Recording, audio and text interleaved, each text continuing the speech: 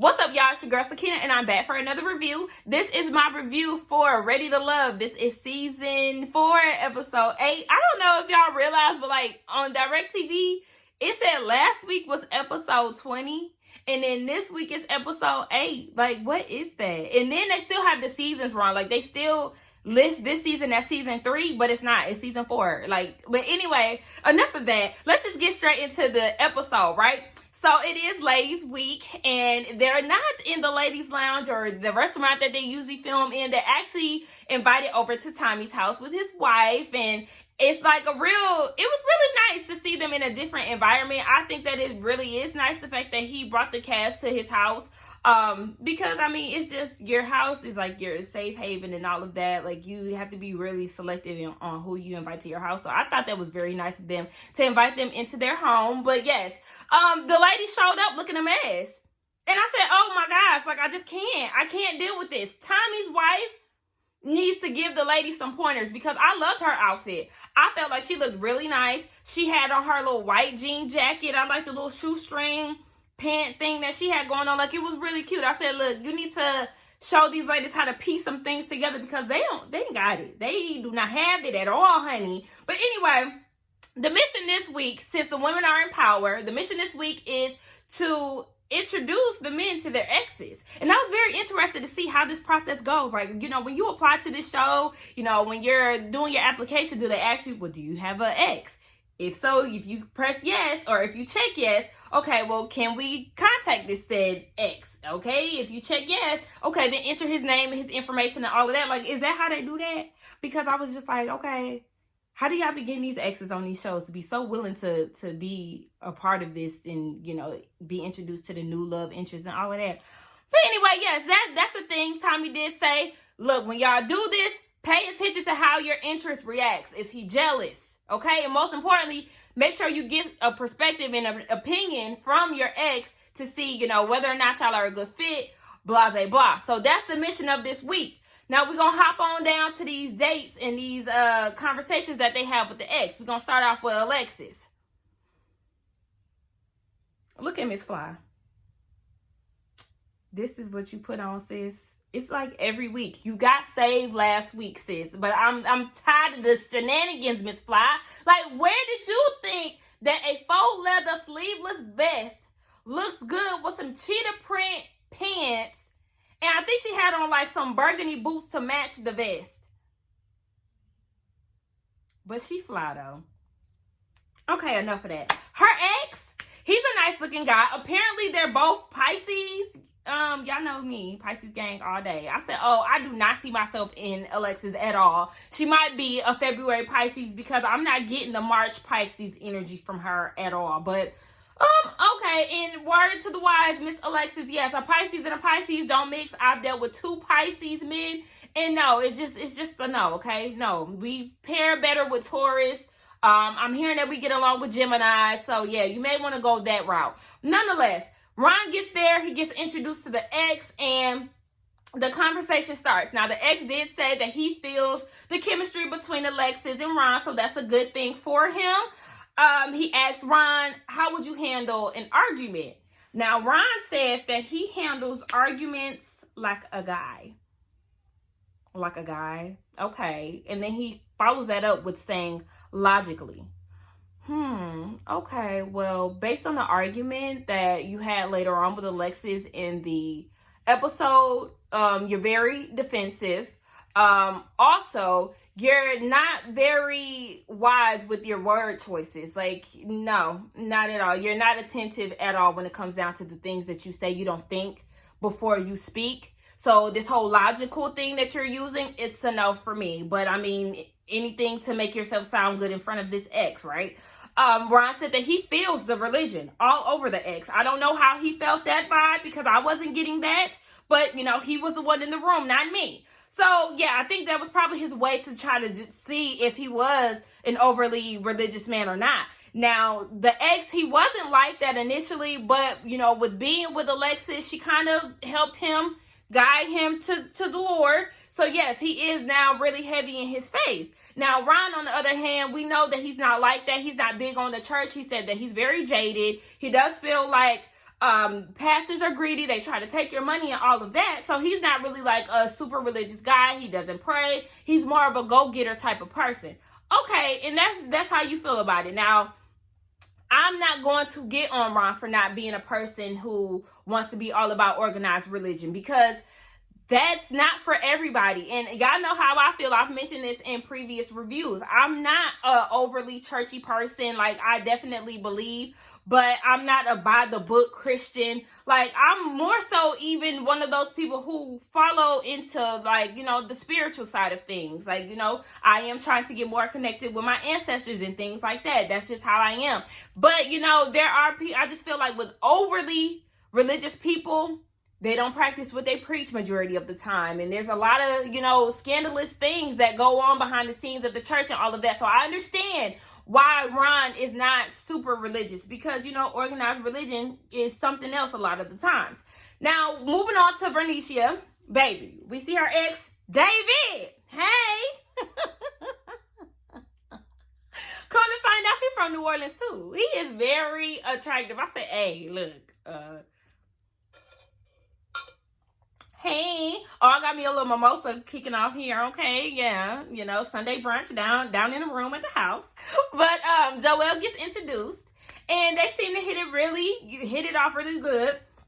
The ex asked Joelle, "Are you the jealous type?" Because, you know, Vernicia, you know, she's a beautiful woman. She got a lot of body yaddy. So, you know, she got a lot of fans, honey. It's the men. The men do be looking at her when we out. And Joelle was like, nah, I know she fine, you know, all of that, that's good and dandy. But I got a question for you, David. Is she clingy?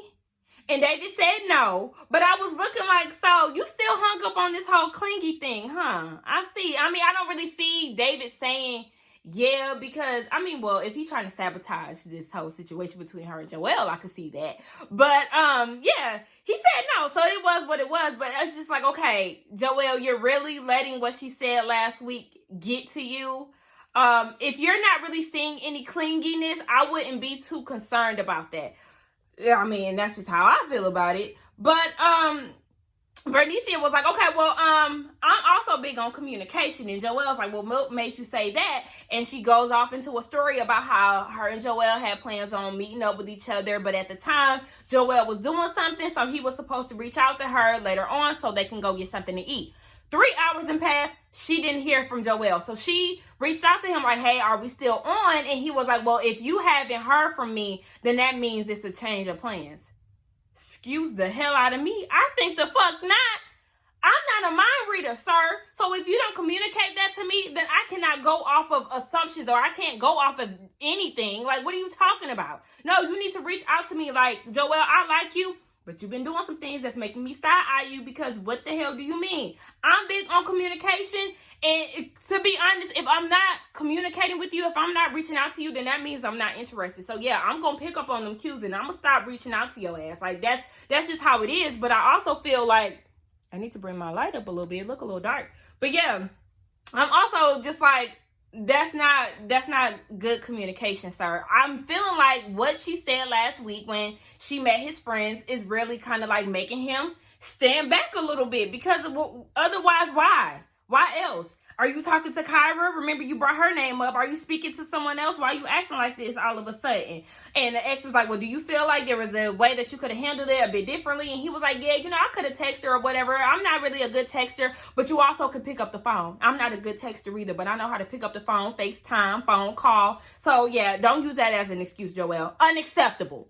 On to the next scene, we see that Vernicia is meeting up with an old friend who owns a nail bar. You know, this whole scene was just a Seagram's plug. I don't know if y'all noticed throughout the season, they have been plugging Seagram so hard within the show and the commercial breaks. I said, okay, Seagrams, we get it. Y'all pushing the hell out of these little wine coolers, okay? Because these are wine coolers I used to drink back when I was 13, when my mama used to let me get a sip, and I used to sit there and act like I was drunk. Like, I'm gonna need y'all to stop pushing these little lightweight ass drinks. So they have a bartender there, and all the ladies, with the exception of Amber, are there.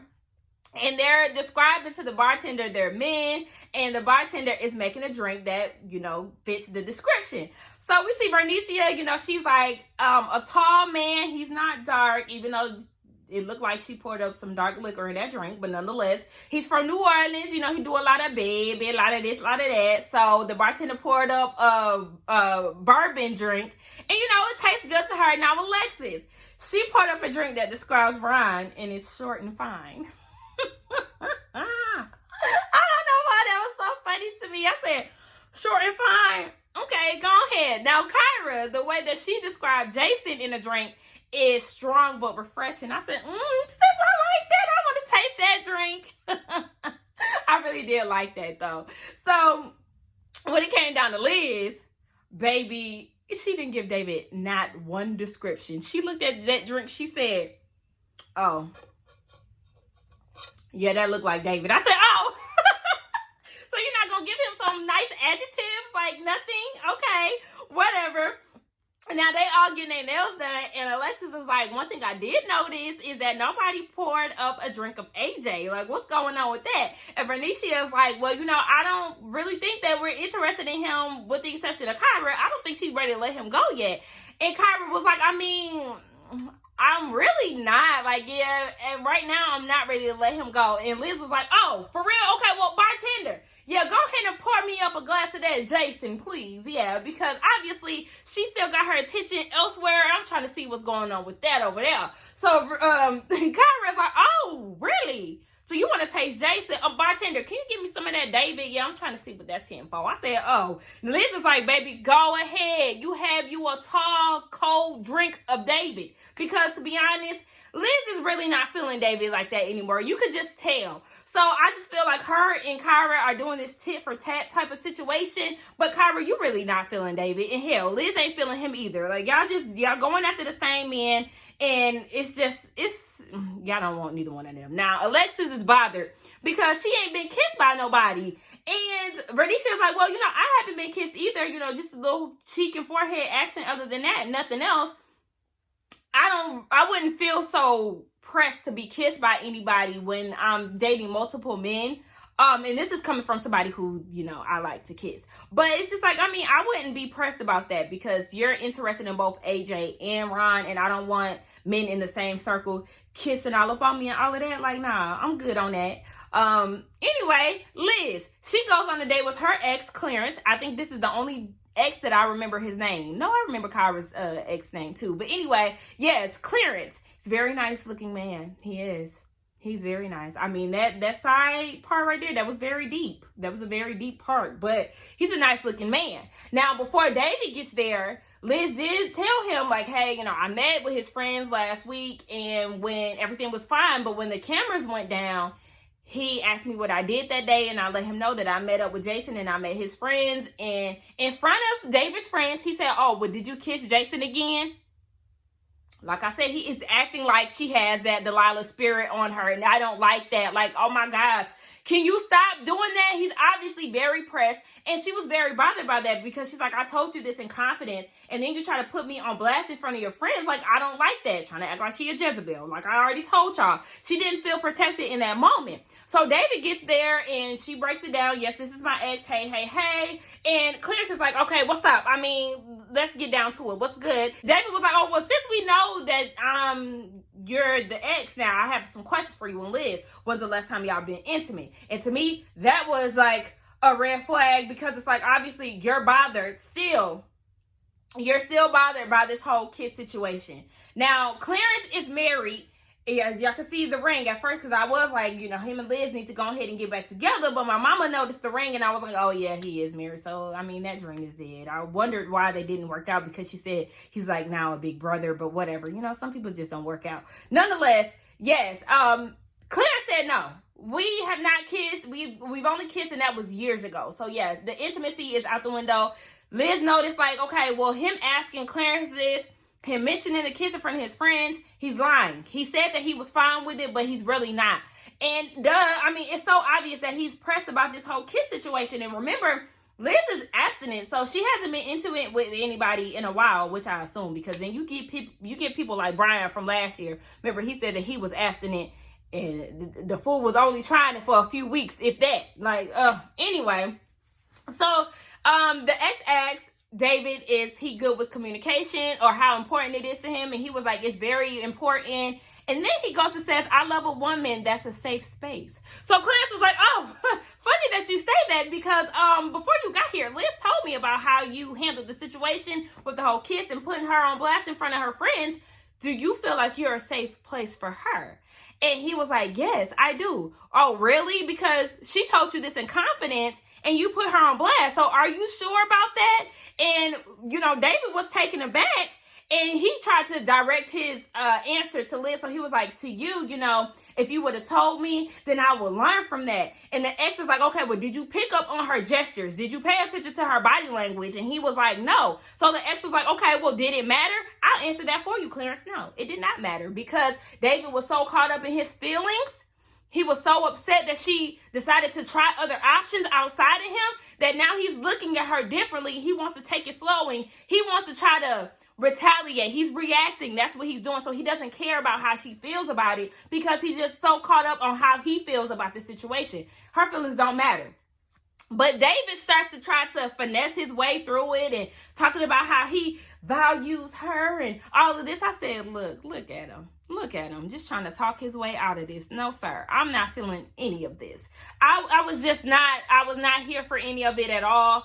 And then David was like, okay, well, with basically the temperature is rising and the tenseness is rising. So with that being said, I kind of want to bring down the strength. And Clarence was like, how I'm gonna do that, baby? I'm an alpha male. That ain't gonna work for me. I said, ooh, now he's trying you, David. He's letting you know. Nah, baby, this masculinity is loud and strong. And I said, oh, okay. And at that point, David was ready to go. He was real uncomfortable. He did not like the questions. He did not like the responses. None of that. In his confessional, he's talking about, we grown. And I don't like this whole third party situation. And just like my mama said, it was okay when she was with your friends. And now she's with her ex, somebody that's on her side. And you don't like that because he put you on blast and he's trying to make you see the wrongs in your ways. But okay. Whatever, David. I'm so disappointed in David. Like, I really had high hopes for him in the beginning. But, baby, those true colors are showing. But we're going to talk about that later on. Moving on to Kyra. Kyra brings Jason over. I'm going to introduce you to my ex. The ex was put on a TV screen. And they had a little conversation. Now, he asked about Jason, how long he's been single. Now, Jason has only been single for a year and a half. Okay. Just as long as that ex is nowhere to be found, Jason, we fine with that. Okay, cool. The ex asked Jason, how do you handle situations of stress? And Jason said, no, Jason asked the ex, how does she handle situations of stress? And the ex said that, she kind of holds on to things. She holds grudges in that type of situation. Jason is concerned about that because he feels like Kyra may not be opening up. She may, just let things fester and linger and all of that. So, he then asked the ex about her financial responsibilities. And the ex was like, look, baby, she don't have a budget, okay? She does not know how to budget money. Maybe you could teach her some pointers on that. And I said, oh, okay. So Jason is concerned because he's like, I don't want Kyra to be the girl who is balling out of control, but her bills are not paid. And that's something that is very concerning because you don't want to get into a relationship with somebody who just spends frivolously and all of that. But with it being just Kyra, I don't see a major issue in that as long as your bills is paid. If your bills is not paid, sis, then yeah, we got a problem. And she did even admit that, yeah, she's not the best when it comes down to paying bills or she didn't say paying bills. She said she's not the best with money management. So yeah, that is kind of a red flag. I wouldn't necessarily write you off automatically, but I would definitely be concerned. The ex, after Jason leaves, the ex is feeling the lies from Jason, and he reiterates again, hopefully he can teach you how to be responsible with your money. I said, oh, well, see, with him saying this more than once, then she may just be really bad with her money. So yeah, we gotta watch out for you, Miss Kyra. Let me find out you down there buying out the mall. And really, you broke as hell, and your rent is back. Your rent is back, but your bills is backed up. So yeah, no ma'am. We moving on to Amber. Her and her ex, they had a rocky relationship, so she was a little nervous about it. But Chris comes in, and the ex is asking, does he want kids? Chris is like, yeah, I want like 5 kids. With all this talent that I got inside of me, I gotta share the wealth. I gotta take that on to my kids. Like, yeah. I want at least 5 kids. And Amber is fine with that because she said, you know, it may sound crazy, but I want to be a mama more than I want to be a wife. So, okay, maybe she wasn't just going along to get along. Maybe she, you know, is not that pressed to get married. Who knows? I don't know. Because then when she got on that date with Joel, she was asking him, is he ready to get married again? So it's just like, I don't know, Miss DA. I don't know what you want. But anyway, what we do know is that she want to be a mom. Okay, so Chris is like, I'm feeling this vibe between you and him. Like, something, what's going on? Yes, this is her ex. And yes, they had a rocky relationship because the ex is bi. So he came out to Amber during their relationship like, yeah, I also like men. And it was a hard thing for them to get past. But she felt like she needed to be there for him. And I do love the fact that she was able to be there for him in that situation and not shame him for it or anything like that. So I commend her on that. And Chris even commends her too. He said he feels a lot more comfortable with her now and all of that. The ex did say that, you know, she did become more of an understanding person and she's grown from that. So I like that. Child, the whole time, you know, I watched the episode more than once.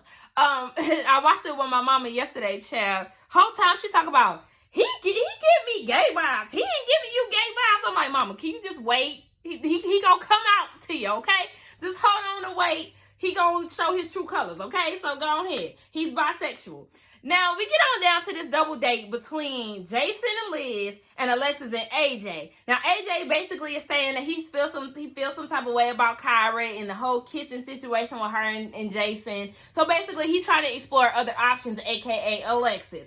Okay, now Alexis said that, you know, she is into Jason, or not Jason, but she was into Jason, but she is into AJ, but she just feels like, you know, he's a playboy and he may break her heart and all of this. Now, Jason, on the other hand, on the other couch over there, you know, buttering Liz up, talking about he had amazing times with her. And then in his confessional, he's talking about, you know, I like Kyra, but after talking to her ex, I'm a little concerned. And I'm just like, Jason, you are giving me big flip-flop teeth because just last week, when your friends was asking about Liz and how she was stiff and all of that, they was giving their opinions. You said that you knew that they would feel that she was stiff and really not the one for you. And you said that you felt that.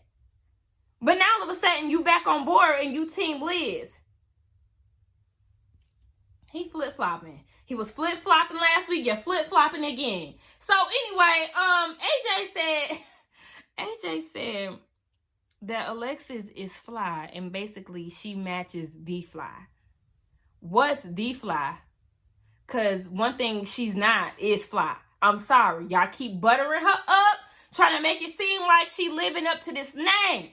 She can't dress. Her units don't be laid. And I'm going to need y'all to make it make sense. Where is the fly at? Where is the fly in Alexis fly? Point it out. What garment, what piece, what look do y'all see that is giving off fly energy? None. None of it. The shit need to fly away. So anyway, Alexis tell AJ, oh yeah, you know, you're the type that I could easily fall in love with. How? When, where, why, and how? He has done nothing, Alexis, to show you this, okay? I'm going to need you to understand that what you're feeling for AJ is not real, sis. Get real. She said that Ron chose her, which is the reason why she's going the way that she's going. Now, AJ is like, so first of all, before that, Jason was basically saying, what she's saying is, she went with somebody who, you know, is trying to pursue her and she wants to hear from you that you're trying to pursue her and that you like her. And AJ was like, well, I haven't said this to anybody. You need to take that for what it is, Miss Fly, okay? Because he's speaking loud and clear. He's saying that this late in the game, he's saying that, meaning that he's not taking this process serious. All this time that you done spent on this show and you have not even told somebody that you like them and that you want to pursue them, that's because you're trying to play the game, Mr. Playboy, and you want the ladies to chase you. It's making sense week by week that AJ is really not serious about being on this damn show. You're not ready to love, sir. You're ready to play games. That's what you're ready for. So Alexa said that he needs to make a choice and she doesn't want to be number 2. So here she is again, pointing out these number placements and all of that. And it just further proves y'all's points that, you know, my subscribers have been saying that, yeah, you really are treating this like a numbers game. Girl, focus on the connection and not being number one and number two. Like, out of all the people on the show, she's the one that's dead set on being in first place. Like, bad bitch contest, you in first place, but she is not giving Betty tease. Anyway, Alexis goes on this rant, and as she's going on this rant about basically how she wants a man and da-da-da, all this other shit, AJ was like, can I shut you up real quick? And she was like, oh. So then he goes and literally does this. Like, it was like one of these. The way he was tugging on her chin, I said, oh my gosh, this is the most forceful, cringy ass kiss. But somehow, to Alexis, she felt like it was magical. Because she keeps bringing this up throughout the date, that it's a magical energy between her and AJ and how she gets these butterflies when it comes down to him. And I'm just like, oh my gosh. This kiss was so uncomfortable to watch, y'all. Was I the only one who was uncomfortable as hell? Meanwhile, you got Jason and Liz, like, cheerleaders, like, yeah, oh. Like, no, this shit is a hot-ass mess. Like, I'm gonna need y'all to stop gassing them up because, like, it's a no. So we go down to Tommy's house again, and they eating, it look like they eating fried fish and shrimp. Anyway, they having a conversation about the men and how the experience went meeting the exes. Bernicia said that her ex was feeling Joelle. Alexis said that she has to constantly prove to Ron that she's not a judgy Christian, and it's really starting to take a toll on her. She didn't like the fact that he, was saying things about prayer and all of that, and it's something that's very important to her. So these are non-negotiables for her, and I appreciate somebody who will stand firm in what they believe in and what they want out of a relationship. So go ahead, Alexis. Liz, she said that when it came down to David, she didn't like the whole kiss comment. And she just felt like, with the first impressions, that could have really tarnished her image with his friends. She said that she was she was not wise in using words like, he has my heart. Because when I said that, I was coming from a place of us having the same spiritual background and connection. So what I should have said instead is that he had my deep interest. I said, okay, I like the fact that you reworded that because, yeah, he don't got your heart, girl, because it's just a no when it comes down to David. They start talking about who they would leave with if they needed to. Jason is coming with Kyra. Jason is also coming with Liz. I said, okay, Clash of the Titans. Bernicia, of course, she leaving with Joelle. Amber, of course, she leaving with Chris. And Alexis, she's no longer leaving with Ron. Now she wants to leave with AJ. I said, oh, okay, I see. She said that every time I'm in the presence of AJ, it's romantic. I'm going to need you to learn the difference between romance and lust and sexual tension. Because there's nothing about you and AJ that we've seen throughout this season that is romantic. What AJ does, when he feels like he's on the chopping block, he does his strategy tactics like he did on y'all's date, y'all double date. He forced the kiss. Remember when he was in the bottom, he sat you on his lap and he was doing this and doing that. But remember, you also said that he was somebody that was hard to reach. He does these things to stay on the show. But when it's reversed and you do this and you display, these sexual things that you have between you and him, then he looking at you sideways and talking about how he don't like that you lead with sex and all of this. But it's okay for him to do it when he on the chopping block. So, okay, this is who you like, though. But I'm going to need you to understand that kiss, baby, that was strategy. That was for you to have this feeling that you have now. Now, all of a sudden, you like Ron who? And yes to AJ. When he ain't been on your radar because you ain't make a drink for him. Keep that in mind. Remember, y'all was down at that nail bar. You peeped that nobody made a drink, including your ass. So, Alexis, get it through your head that you keep falling for this okie doke when it come down to AJ. And I have a feeling that you're going to try to leave with him. And it's going to be your biggest mistake because he's going to break your heart as you keep thinking. So anyway, we get down to the bottom two. Alexis is talking to Ron. It's funny that the women who are interested in the men are the ones who are talking to them. So, Alexis and Ron have a conversation. She wasn't feeling the whole comment about how he feels that the ex is very religious and how he doesn't want to pray. Prayer is something that's very important to her because she wants that in her household. That's how she's raising her children. So, yeah, prayer is a non-negotiable for her. So, AJ is saying, not AJ, but Ron is saying, I'm not telling you not to pray. I'm a household leader. And that's my divine masculinity. I said, what? What are you talking about? What you're trying to do is flex your muscle and you're not making no damn sense. I was like, what are you talking about, Ron? What? So then he goes and says, I don't know how long you haven't had that in your presence. A dig. Unnecessary dig. And I was just like, wait, where is all of this coming from? But remember, he said that he argues like a man, right? And he does this logically. All of this that you're saying, you're not taking in what she's saying. You're being very defensive and condescending. Like she said, like, wait a minute, where is this energy coming from? Like, Ron, I was not feeling this. Like, and to me, I feel like Ron has the wrong idea when it comes down to prayer. He feels like a lot of people just pray and let it go. And that's not what it is. Prayer is not all about just praying and let it go. Sometimes, you give it to God. And, if you're worried about something, you just give it to God and you just let it go. But when it comes down to prayer, you have to work too. So that's the thing. Like, I feel like he has the wrong idea when it comes down to that. He was very offended that Alexis said that she was going with him because he chose her. And he was like, I mean, it's kind of like you was looking for validation. And Alexis is like, well, are you picking me because I have something to offer you? And he was like, you offer me? You don't have nothing to offer me.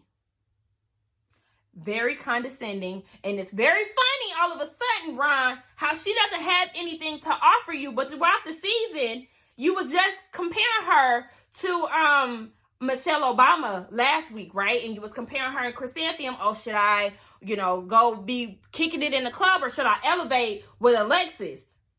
Okay. So obviously she has something to offer you when y'all was down there playing putt-putt. Remember, you said that you could see her taking you to further places. But now all of a sudden she doesn't have anything to offer you. Boy, fuck you. It's just, they just be talking. They just be talking like, oh my God. So anyway, we see Liz and David, right? Now Liz, you can tell that she's very nervous. She's looking around like she's very antsy before he gets there. And he doesn't even seem confident walking up. So we already know that there's some tension between the two of them. Now she's trying to let him know what was being said amongst the ladies down at the ladies' lounge. And before she could even get into it, he was like, let me lead. I want to lead. You want to lead? Today you want to lead? No.